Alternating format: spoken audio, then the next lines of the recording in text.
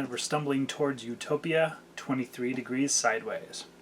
So let's talk about distributionism or distributism. And we're not going to be talking about the paleoconservative type of distributism at this point. We're going to be talking about, you can't call it really distributionism, but we're going to talk about a distribution aspect. How dispersal can create serious, game-changing wins. Cities kind of suck. People think of cities as these monolithic, efficient things that have better inputs and better outputs, and that's really not true. Okay, there's a lot of problems that you get with centralization. One of the problems of scale is problems of handling what you would call waste products or transformed resources. Another one, of course, is supply chains, delivery. There's more to this than just, greater economies of scale. Economies of scale remove your choice and your individuality and your quality of life. Quite often, there is a place for economies of scale.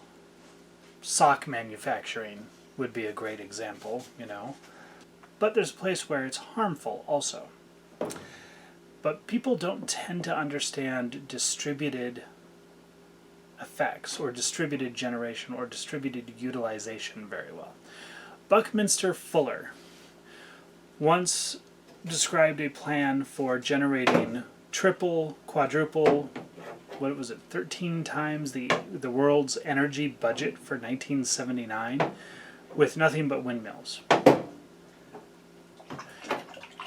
And the math proved out to be very reasonable, and here's what it required. It required interconnecting the grid, so you had a distributed grid. You had distributed generation because the generation occurred everywhere on the global power grid. Instead of centralized plants, where you had fields and fields of wind turbines, what you did was you put them pretty much on every rooftop, every power pole. At the time, there were a lot more power poles than there are now. We've started burying a lot of the lines underground. But the idea remains the same. If you distribute all of your power generation. Now, people often argue about this. They just can't handle the fact that it's inefficient. The power generator sitting right outside my house on a power pole may only turn 20% of the time, or even 15% of the time.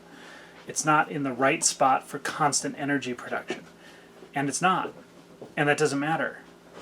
Because the thing about a distributed system is that the network effect is that you get plenty of generation everywhere. You don't have a long haul. You do have some long haul. I mean, there's nothing anywhere. But you don't have long haul power transmission as your general stock and trade, okay? You're going to have power transmission that is much closer to you, even if that's less. Even if 20% of your power is generated within 1 mile, instead of 0% generated within 1 mile, or 10 miles, or 50 miles, you're still winning in terms of efficiency. You're also winning in terms of resilience and individual effects. So this is a very difficult concept for a lot of people. I get a lot of pushback when I try to explain this because people really don't like it. It's not just the inefficiency of having a power generator that may not run all the time because it's not in the windiest spot. People really don't like the idea that it's not centralized. What do you do if one breaks down? Well, you got 5 billion of them, okay? You're always going to have some breaking down. It's a maintenance cycle. But you don't have a single point of failure, so your maintenance cycle is a cycle, not a catastrophic failure. Distribution of society is very similar. There's a lot of things where distribution matters. Agriculture and agricultural products are another great example. People don't like the idea that they might have to pay a little bit more for food or have to restrict their choices on food because they really want their oranges from Australia when it's not orange season in San Diego. And I get that, but a lot of that want and that need is actually programmed. You could program yourself or your society just as easily away from the consumerism and towards an appreciation of cycles and rarities. No different, there's no qualitative difference. There's no moral difference. There's no value difference, except that consumerism might actually be immoral. It's not better or worse. It's just different. And it might be more sustainable as a society. I'm not talking about environmental sustainability. I'm talking about social sustainability. Remember, we are stumbling towards utopia here. And utopian dreams are all about sustaining the utopia. So, distribution of the populace, agriculture is what we're talking about right now, means that your meat will be local instead of massively farmed. And your vegetables might be more local. It means more crop rotation. It honestly means more cowboys. That's what it means. More cowboys, more farmers. The good news is we are a technologically advanced society, and that can be actually enjoyable and comfortable to do, and doesn't have to be this horrible dragging thing. You'll notice there's puppies in the background. That's because they are now 3 weeks and 2 days old, and they are running around being all whiny and stuff. And distributing your agriculture also removes some of the over-farming issues and some of the heavy petroleum inputs that you have from massive scale monoculture. It's a very simplistic example, although it's actually very complicated and there's a lot to it. For example, if you're concerned about climate change, and I'm not saying that anyone is right or wrong on that, but if you're concerned about climate change, one of the best answers that you have is to expand your agricultural distribution. And yes, that means more cowboys and more cattle on the range. That's what it means. Vegetarianism is not your answer. Remember, there is no waste, there's only resources.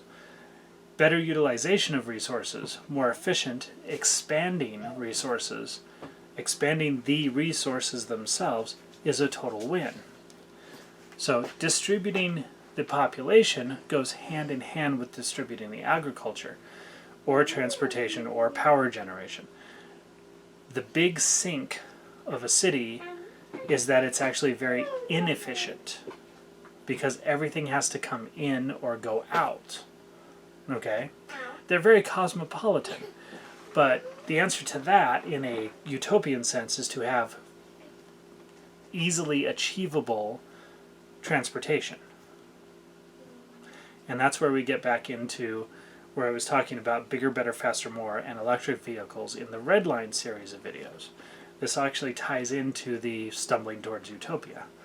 People need to be able to move rapidly, cheaply, and independently in order to have a properly, reasonably distributed society. Suburbs are actually not the problem. A lot of people talk about suburbs as being the ultimate expression of bad Americana. And suburbs actually have a lot going for them. The problem is we turn them into consumerist suburbs instead of individualist suburbs. So the idea of a suburb actually worked hand in hand with the Cold War. It's not that it was designed by the Cold Warriors, but there was definitely some influence there with civil defense and the nuclear war scares. If you have your society distributed out in the suburbs, not in urban centers, then you have to bomb the entire country to win. You can't just like pop, pop, pop, pop, you got 5 cities, you won the war. This is a safety feature for a society. It doesn't have to be nuclear weapons, it can be any kind of natural disaster or other event. These things are important. The distribution means resilience. Suburbs are fantastic in that sense. Well, the problem that people have is that suburbs changed from the 50s and 60s to the 90s and aughts. And they were no longer communities. They were very much isolated. People didn't go out down the street to their neighbor's house anymore. It was very different. If you look at, for example, the advertising materials from Redbook in the magazine in the 1950s, you see an example of block parties being a core element of suburban life. And that went away as we went away from single worker families, and there's a whole bunch of stuff in there, okay? To unpack that into each influencing factor would be very difficult and probably actually impossible, because every time you pull on the string, you're going to find more string. Distribution is key, and distribution doesn't mean distribution of wealth. It means distribution across your resource plane, your nation. One of the ways that you could do that and maximize your small urban centers would actually to start building your redeveloping cities along the roads. The interstates often have huge feeders on the outside. The majority of the miles of the interstates are actually outside of urban areas. If you moved some of your urban areas out along those interstates so that you had an occupied space, say 1 mile, 2 miles each side, you could improve your transportation easily by incorporating rail or other high-density haulage systems into, well, your median in the highway, somewhere in the highway's landscape. Not necessarily for people, okay? Although if you want to travel that way, that's fine. You have to maintain individual freedom of movement. But if you got the people out there, you've got easy transportation, distributed population, and you've got 2 miles to the outdoors. Okay? I've lived in cities where it's more like 3 hours to the outdoors. I've also lived in places where the outdoors is literally hiding behind the dumpster and people don't see it. Different issue. So if you were to distribute a population along the road corridors like that, that would help a lot. You would, of course, have to make more road corridors. You would probably have to revive the U.S. highway system, like Highway 50 and 95, which are both very close to me, and various et ceteras. That's fine.